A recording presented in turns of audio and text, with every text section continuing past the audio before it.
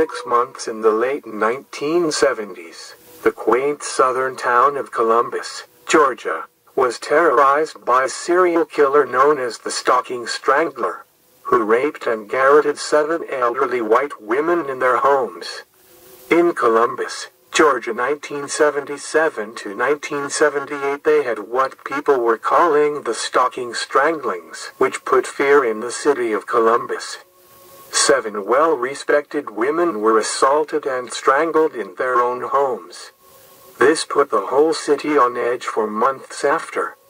The Strangler made no attempt to hide his crimes and, indeed, he seemed to flaunt them before the police and public. Also during this time the news media started getting letters from a person who referred to himself as the chairman of the forces of evil. In these letters he threatened to kill a black woman every time the Stalking Strangler killed a white woman. He also claimed to be holding a black woman captive and said that he would kill her if he was not paid a ransom of $10,000.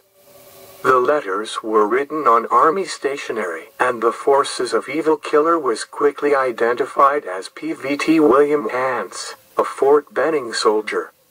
Hance, a black man, was arrested and eventually tied to the murder of 3 prostitutes, one of whom he had first knocked unconscious, then propped up against a tree and crushed her by driving a car into her. Hance was convicted of murder and sentenced to death. It was 1984 before police made an arrest on the Stalking Strangler case. Columbus Police Department traced a handgun stolen from one of the victims home to Michigan and back to Phoenix City, Alabama, just across the state line from Columbus to a man named Jim Gary. Jim Gary told police that he had bought the gun from his nephew, Carlton Gary, a native of Columbus, Georgia, born December 15, 1952. Gary was blessed with a near-genius IQ, but that gift of nature was cruelly balanced by the rigors of childhood and adolescence. Rejected by his father at an early age, Gary was malnourished as a child, and he suffered at least 1 serious head trauma in elementary school. Knocked cold in an accident that left him unconscious on the playground. A heavy drug abuser in his teens, he began logging arrests in 1966, his rap sheet listing charges of robbery, arson, and assault before he reached his 18th birthday. Gary surfaced in Albany, New York, during the spring of 1970. In time for a series of rape murders targeting elderly women.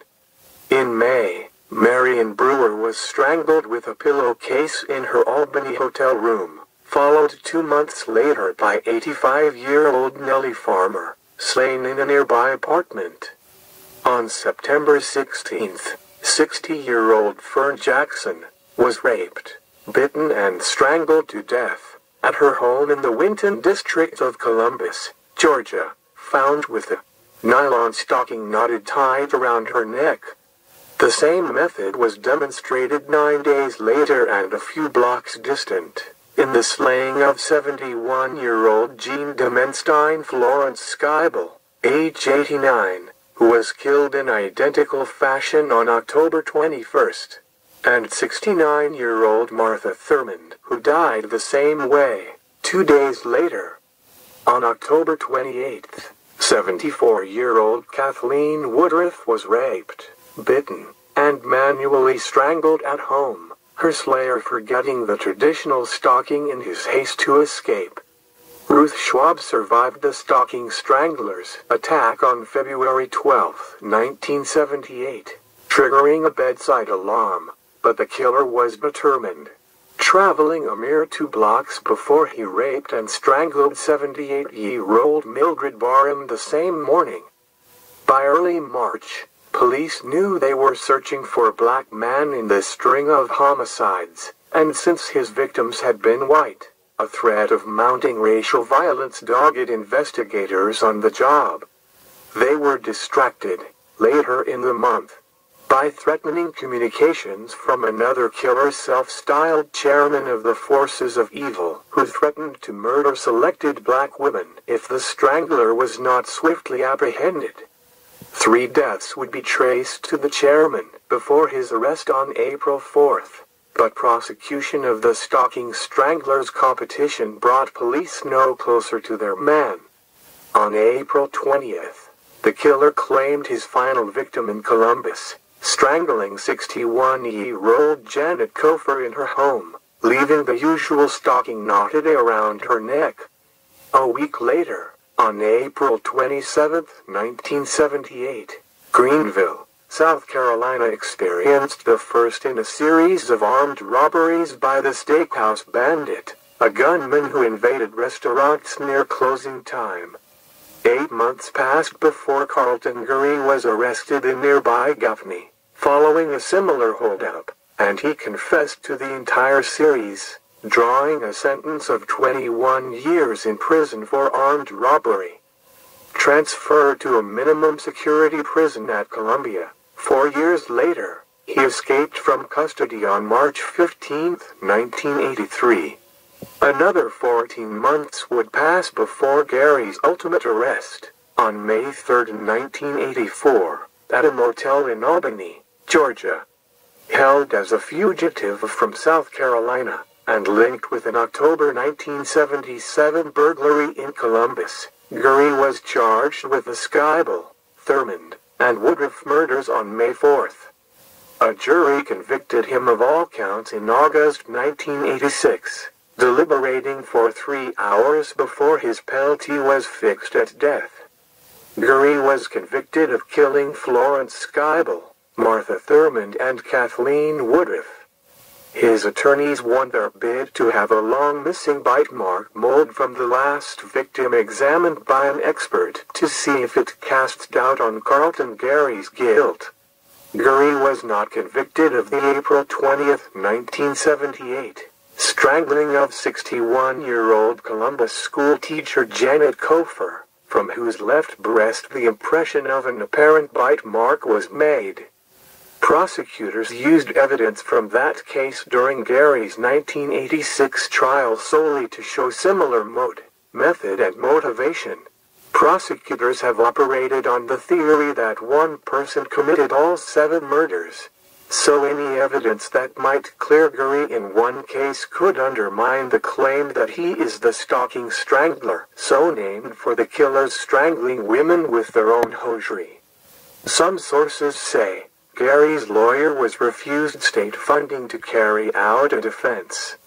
There is also evidence that GARY's fingerprints were not held to match the crime scene prints until 7 years after, when the case was re-examined. Despite GARY having been printed just 1 year after the murder, at a time when all prints in the U.S. were being compared to prints found at the crime sites. They also claim GARY's interview at which he supposedly confessed was not recorded, nor were notes taken, and GARY's confession was written by a police officer in the days following the interview, from his own recollection. When submitted as evidence, the confession was unsigned and undated, and GARY denied having made it. They allege GARY's semen antigen secretion did not match the perpetrator's. Furthermore, a cast made from a bite wound on the victim allegedly did not match GARY's bite mark pattern, although it was noted that he had had dental work in prison subsequent to the victim's deaths. His supporters claimed that the prosecution withheld this evidence at trial. But in 2007, GARY was positively linked through DNA to the rape and murder of 40-year-old Marion Fisher. Marion was raped and murdered after leaving a bar in Nedrow, New York, in 1975. The prosecutor for Onondaga County, New York, declined to charge GARY since he was already on death row and extraditing him would present an escape risk.